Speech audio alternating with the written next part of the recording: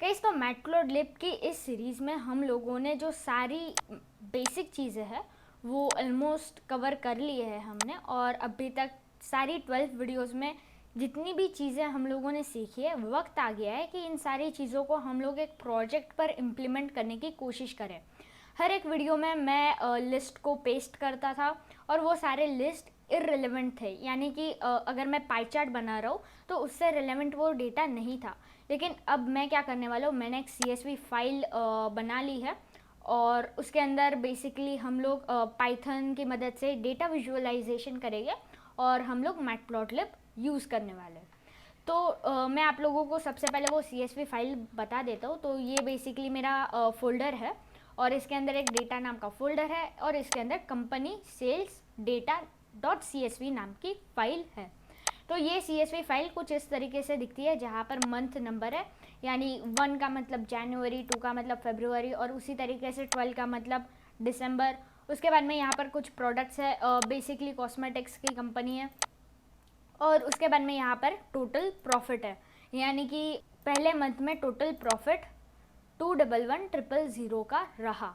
तो ये CSV file की डाउनलोडेबल लिंक आपको डिस्क्रिप्शन में मिल जाएगी, गूगल ड्राइव की वो लिंक है। तो आप लोग ये CSV फाइल ज़रूर से डाउनलोड कर लेना और आप लोग एक नया फोल्डर बना लीजिए और उसका नाम रख दीजिए visualisation of company sales data. उसके अंदर एक नया फोल्डर बना लीजिए डेटा नाम का और उसके अंदर अपनी CSV फाइल को पेस्ट कर देना। इसके अलावा इस प्रोजेक्ट में टोटल बेसिकली 10 एक्सरसाइजेस रहने वाले हैं। तो आप लोग सारे एक्सरसाइज की जो पाइथन फाइल है वो इस गिटहब रेपोजिटरी में देख सकते हैं। इस रिपोजिटरी का जो लिंक रहेगा वो आपको डिस्क्रिप्शन में मिल जाएगा। इस रिपोजिटरी में हर एक फाइल है, डेटा भी है, जो CSV फाइल है हमारी वो भी यहाँ पर ही है। और यहाँ पर बेसिकली 10 पाइथन की फाइल्स है और हर एक इसमें अलग अलग एक्सरसाइजेस है और इन सारी एक्सरसाइजेस में सेम CSV फाइल मैं यूज़ करने वाला हूँ। तो आप लोग मान लीजिए एक्सरसाइज 6 तक पहुँचे लेकिन यहाँ पर आपको एक एरर मिल गई, तो सिंपली आप यहाँ पर कोड देख सकते हैं। आप लोग इस रिपोजिटरी को क्लोन कर सकते हो। अगर आपके दिमाग में एक और एक्सरसाइज आती है जो आपको लगता है कि मुझे इंक्लूड करनी चाहिए, तो आप लोग यहाँ पर सिंपली इस रिपोजिटरी को फॉर्क कर सकते हो और फिर एक नई पुल रिक्वेस्ट ओपन कर सकते हो। एक और चीज़, मैंने ये जो फोल्डर है इसे VS कोड में ओपन कर लिया। मैं यहाँ पर जुपाइटर नोटबुक यूज़ नहीं कर रहा हूँ क्योंकि अब हम एक प्रोजेक्ट पर काम कर रहे हैं और मुझे पर्सनली जुपाइटर नोटबुक्स इतना अच्छा नहीं लगता है। अगर आप जुपाइटर नोटबुक्स के साथ कंफर्टेबल है तो आप लोग उसे यूज़ कर सकते हो, या आप दूसरी IDE जैसे पाइचार्म या आइडियली या स्पाइडर या सबलाइम टेक्स्ट भी आप लोग यूज़ कर सकते हो।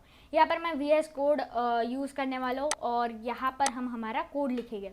तो ये जो फाइल है CSV फाइल है हमारी कंपनी अंडरस्कोर डेटा नाम की। इस फाइल को लोड करने के लिए हम लोग पैंडाज लाइब्रेरी यूज़ करेंगे। पैंडाज को इंस्टॉल करने के लिए आप लोग सिंपली एक टर्मिनल खोल सकते हैं। ये VS कोड का इंटीग्रेटेड टर्मिनल है और यहाँ पर मैं गिट बैश यूज़ कर रहा हूँ। आप लोग कमांड प्रॉम्प्ट या पावर शेल या गिट बैश भी ओपन कर सकते हैं अपने स्टार्ट मेन्यू में जाकर। और फिर आपको टाइप करना है पिप इंस्टॉल पैंडाज। इससे होगा क्या कि पैंडाज 9 की लाइब्रेरी आपके इंटरप्रेटर में इंस्टॉल हो जाएगी। और जैसे ये हो जाता है, अब मैंने ऑलरेडी पैंडाज और मैटप्लॉटलिब इंस्टॉल्ड है और मैटप्लॉटलिब तो आपके सिस्टम के अंदर इंस्टॉल होगा ही अगर आप लोग ये सीरीज़ को फॉलो कर रहे होगे तो। इसके बाद में अब हम हमारा कोड लिखना स्टार्ट करने वाले हैं। तो बेसिकली ये जो CSV फाइल है, जैसे ही आप लोग इसको देखते हो आपको किसी तरह का कोई इंसाइट नहीं मिलता है यहाँ पर। और यहाँ पर मतलब एकदम बिखरा हुआ डेटा हमारे पास पड़ा हुआ है। तो मैं सबसे पहले यहाँ पर हम हमारी लाइब्रेरीज को इंपोर्ट करेंगे जो है मैटप्लॉटलिब। तो सबसे पहले मैं यहाँ पर लिखूँगा import matplotlib dot pyplot SPLT। इसके बाद में हम लोग हमारी पैंडाज लाइब्रेरी को यहाँ पर इंपोर्ट करेंगे। तो यहाँ पर मैं लिख देता हूँ इंपोर्ट पैंडाज SPD। तो यहाँ पर पैंडाज में कॉन्सेप्ट होता है डेटा फ्रेम का। अगर आपको डेटा फ्रेम अगर आप पाइथन के साथ ज़्यादा फैमिलियर नहीं है तो मैं आप लोगों को जल्दी से बता देता हूँ कि एक डेटा फ्रेम क्या होता है। डेटा फ्रेम बेसिकली एक two dimensional label data structure होता है, जिसके अंदर आप लोग जिसके अंदर बेसिकली कॉलम्स होते हैं और हर एक कॉलम अलग अलग टाइप के हो सकते हैं। आप इसे समझ सकते हैं लाइक स्प्रेडशीट या एसक्यूएल में जिस तरह के टेबल्स होते हैं उसी तरीके से आप लोग समझ सकते हो। अब हम जब कोड लिखेंगे आप लोगों को ज़्यादा अच्छा आइडिया लगेगा डेटा फ्रेम क्या होता है। तो यहाँ पर मैं एक वेरिएबल बना लूँगा डेटा अंडरस्कोर फ्रेम नाम का, और इसे मैं इक्वल टू कर दूँगा pd.read_csv, और इस फंक्शन के अंदर मैं बेसिकली एक आर्ग्यूमेंट पास करूँगा जो होगा हमारा फाइल पाथ। तो यहाँ पर VS कोड मुझे कह भी रहा है कि रीड CSV फाइल पाथ और बफर, और यहाँ पर जितने भी आर्ग्यूमेंट्स मैं पास कर सकता हूँ ये इसे लिस्ट कर रहा है। तो यहाँ पर मैं बेसिकली एक स्ट्रिंग पास करूँगा और इसके अंदर आप लोग आपकी जो CSV फाइल है वो डेटा के फोल्डर, तो यहाँ पर आप सिंपली लिख सकते हो डेटा स्लैश और उसके बाद में जो आपकी CSV फाइल है उसका नाम। लेकिन मेरे जो सिस्टम है या इंटरप्रेटर है वो बेसिकली एरर दे देता है, तो यहाँ पर मुझे जो कंप्लीट पाथ होता है इसका वो मुझे पेस्ट करना पड़ता है। तो आप लोगों को CSV फाइल पर राइट क्लिक करना है, कॉपी पाथ करना है अगर आप VS कोड यूज़ कर रहे होगे तो, और यहाँ पर वो पेस्ट करना है। यानी कि ये कंप्लीट पाथ हो गया, यानी ड्राइव फिर फोल्डर और फिर एंडिंग में हमारी CSV फाइल का नाम। अब यहाँ पर एक प्रॉब्लम ये है कि यहाँ पर बैकस्लैशेस है, तो इसे मैं VS कोड का बेसिकली एक फ़ीचर यूज़ करूँगा मल्टी कर्सर, कंट्रोल D से आप लोग इसे यूज़ कर सकते हो। तो सारे जो बैकस्लैश है उसे मैं सिलेक्ट कर लूँगा और उन्हें मैं फ्रंट स्लैश कर दूँगा। तो यहाँ पर हमारा बेसिकली डेटा फ्रेम आ जाएगा इस वेरिएबल में। तो अब मैं यहाँ पर प्रिंट स्टेटमेंट का यूज़ कर आप लोगों को ये डेटा फ्रेम प्रिंट करवा कर दिखाता हूँ। इसे मैं सेव करूँगा और अब अगर मैं इसे रन करता हूँ तो मुझे आउटपुट में हमारा डेटा फ्रेम दिखाई देगा। और एक और चीज़ जो मैं आप लोगों को कहना चाहता हूँ वो है वर्चुअल एनवायरनमेंट्स के बारे में। अब यहाँ पर मैंने सीधा जो सिस्टम इंटरप्रेटर होता है वो मैंने यहाँ पर सिलेक्ट कर लिया। आप लोग वर्चुअल एनवायरनमेंट्स भी यूज़ कर सकते हो अगर आपको वर्चुअल एनवायरनमेंट्स के बारे में अच्छी खासी इन्फॉर्मेशन है तो। अब यहाँ पर मेरा जो प्रोग्राम है वो रन हो चुका है और यहाँ पर मुझे मेरा पूरा डेटा फ्रेम दिखाई दे रहा है। और यहाँ पर basically month number, face cream और टोटल प्रॉफिट ये सारी चीज़ें आ चुके हैं। अब अगर हम हमारी CSV फाइल को वापस से एक्सेल में ओपन करें तो आप लोग देख सकते हो यहाँ पर वही सारी चीज़ें हैं और डेटा फ्रेम में हमारी ये सारी चीज़ें लोड हो चुकी है। बस फ़र्क इतना है कि यहाँ पर कुछ इंडेक्स नंबर 0 से लेकर 11 तक आ चुके हैं। तो ये हो गया हमारा डेटा फ्रेम। मैं उम्मीद करता हूँ कि आप लोगों को डेटा फ्रेम के बारे में पता चल गया होगा। तो जैसे यहाँ पर टोटल प्रॉफिट दिसंबर में 3000200 था, तो यहाँ पर भी आप लोग देख सकते हो 3000200 है। तो यहाँ पर हमारा डेटा फ्रेम आ गया। तो यहाँ पर इसे ये जो प्रिंट स्टेटमेंट है मैं इसे कमेंट आउट कर दूँगा। यहाँ पर मैं इंटीग्रेटेड टर्मिनल को थोड़ा सा छोटा कर दूंगा और यहाँ पर अब हमारा यहाँ पर क्वेश्चन ये है एक्सरसाइज 1 कि हमें read total profit of all months and show it using a line plot. यानी हमें बेसिकली जो टोटल प्रॉफिट है और मंथ है वो इन दोनों कॉलम्स को हमें रीड करना है और फिर इससे हमें एक लाइन प्लॉट में प्लॉट करना है। लाइन ग्राफ हमें प्लॉट करना है मैटप्लॉटलिब की मदद से। तो यहाँ पर अब ये जो सारा डेटा है इसमें से मुझे सारी चीज़ें तो लगेगी नहीं। यहाँ पर से मुझे सिर्फ मंथ नंबर चाहिए और टोटल प्रॉफिट चाहिए, क्योंकि यहाँ पर सिर्फ मुझे total profit of all months plot करना है। तो अब वो कैसे किया जाए आइए देखते हैं। अब मैं क्या करूँगा, यहाँ पर एक नया वेरिएबल बना लूँगा x = और फिर यहाँ पर मैं लिख दूँगा डेटा अंडरस्कोर फ्रेम और यहाँ पर स्क्वायर ब्रैकेट्स में मैं लिख दूँगा मंथ नंबर। तो यहाँ पर हमारा है ये मंथ नंबर, इधर मैं इसे पेस्ट कर दूँगा। और अब अगर मैं आप लोगों को प्रिंट कर दिखाऊँ हमारा x वेरिएबल, तो आपको लगता होगा कि x वेरिएबल में बेसिकली ये जो मंथ नंबर की सारी वैल्यूज़ है वो एक लिस्ट के फॉर्म में आ जाएगी। लेकिन कुछ अलग होगा यहाँ पर, ये हमें लिस्ट के फॉर्म में नहीं मिलने वाली। आप लोग देख सकते हैं इसने मुझे लिस्ट रिटर्न नहीं किया है और यहाँ पर ये बेसिकली इंडेक्स नंबर है और ये हमारे मंथ के नंबर्स है। तो अब अगर हमें इसे लिस्ट में कन्वर्ट करना हो तो वो कैसे किया जाए। अब लिस्ट में क्यों कन्वर्ट करना है, क्योंकि मैटप्लॉटलिब तो लिस्ट की भाषा ही समझता है। हम लोग जैसे x और y को पास करते थे प्लॉट फंक्शन में, उसी तरीके से हम लोग यहाँ पर भी x और y वेरिएबल्स को पास करने वाले हैं प्लॉट फंक्शन में, तो हमें लिस्ट तो चाहिए। तो यहाँ पर मैं एक और फंक्शन कॉल करूँगा और वो फंक्शन का नाम है टू लिस्ट। जैसे ही मैं ये फंक्शन कॉल करता हूँ तो क्या होगा कि ये जो सारी चीज़ें हैं, ये डेटा फ्रेम के अंदर ये जो मंथ नंबर है, ये बेसिकली कन्वर्ट हो जाएगा एक लिस्ट में। अब अगर मैं इसे सेव कर कर रन करूँ तो आप लोग देखना, अब ये मुझे लिस्ट रिटर्न करेगा। तो आप लोग देख सकते हो यहाँ पर मुझे लिस्ट मिल चुकी है। अब ये हो गया हमारा जनवरी, फरवरी और ये हो गया हमारा नवंबर, दिसंबर। तो अब हमारे पास बेसिकली मंथ नंबर आ गया।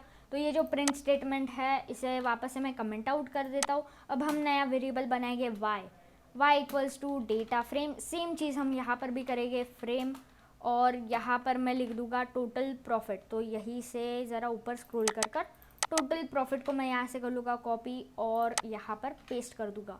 अब अगर आप लोगों को ये नहीं पता चल रहा है कि भाई ये जो मंथ नंबर है ये कहाँ से आया, तो यहाँ पर आप लोग देख सकते हो ये जो कॉलम का नाम है वो है मंथ नंबर, इसीलिए मैंने यहाँ पर मंथ नंबर एक स्ट्रिंग में पास किया है।